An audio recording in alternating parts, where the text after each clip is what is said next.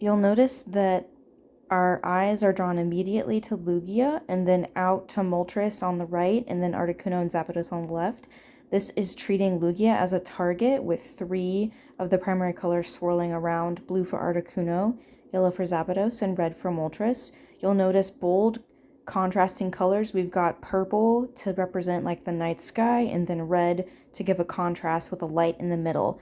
Those are in the background. The foreground is actually going to be Ash with the Pokeball and the shadows of the Pokemon surrounding him. You'll notice that the actual Pokeball turns into the globe, and the bold text at the bottom with the yellow outline, one person can make all the difference, and the blue contrast is returning to that Pokemon theme. However, the title itself is more bolded with that Pokemon element that we've come to recognize as the branding.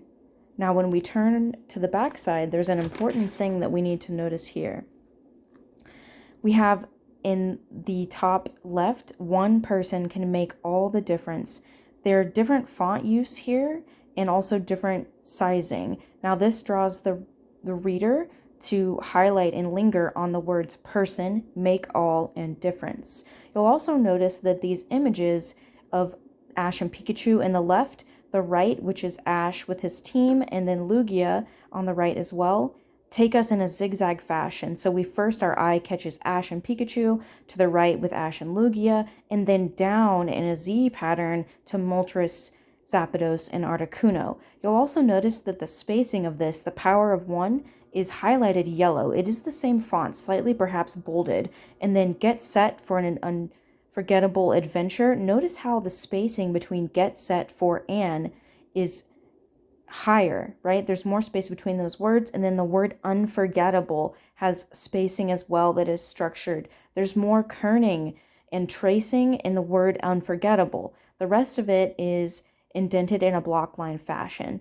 As our eyes move down towards this image, we can see exclusive bonus footage, a sneak preview of Pokemon 3, which is in white. It is a high contrast, so we can see it as the reader. And then we also on the right see includes the new movie Pikachu, and then there's that little rescue with Pikachu as the emblem. We can see some Pokemon in the middle, bottom 2/3 here. We kind of know some of those, right? If not, we know that they're going to be introduced.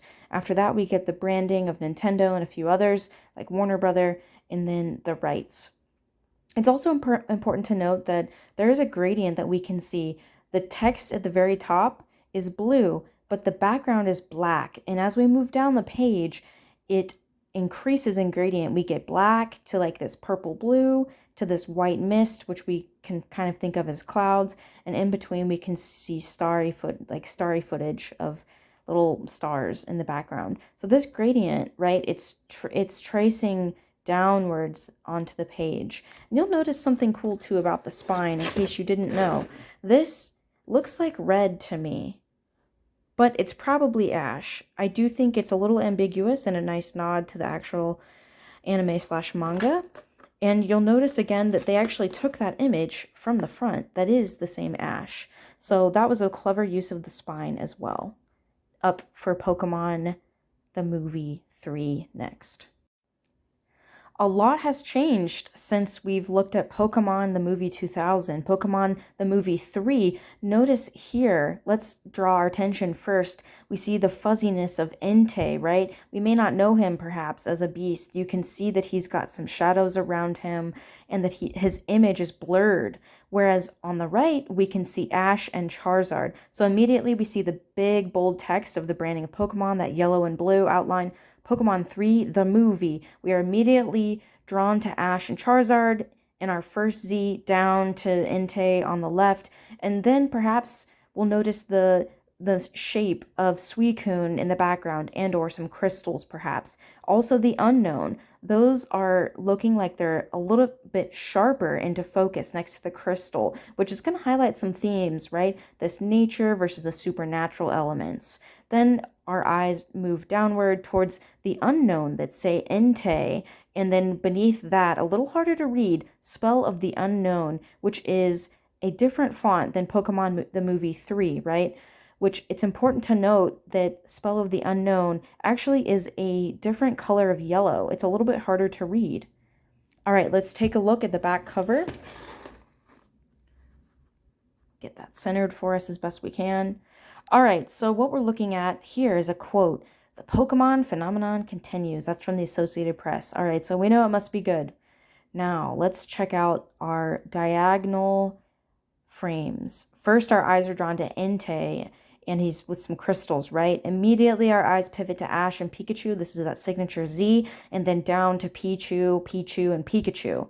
So we have that Z already. Then we're going to do something clever. After that, our eyes drop to the unknown. Now, this is really interesting for a border use. It is a break that tells the reader, we just looked at this wall of text. Hey, we're done with that. And below, you'll see some Pokemon you know, or you may come to explore and wonder and learn about. The use of the unknown is important here. We have unknown on the front cover and on the back cover. That's actually a really unifying element between these two. Now, for the text itself, going back up to the top next to Entei, fall under the spell of the unknown. Now, the spell of unknown, it's all caps. That's because it's the title, right? Then we see that the spacing between the first line moves a little bit, and we're sort of taken on this adventure with some text. It's pretty easy to read. And then Pikachu and Pichu, this I believe was a little short story at the beginning. So they included that here. And again, we're given an image, so we kind of know what's happening, what it's about. I think this is a really clever use, again, of gradient.